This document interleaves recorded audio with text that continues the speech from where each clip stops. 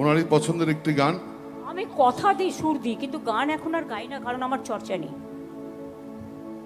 দাঁড়িয়ে আছো তুমি আমার গানের পারে।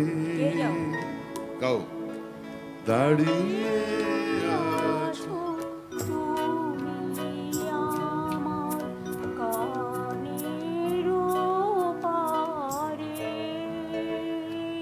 আমার সুরগুলি পায় চরণ, আমি পাইনি তোমারে।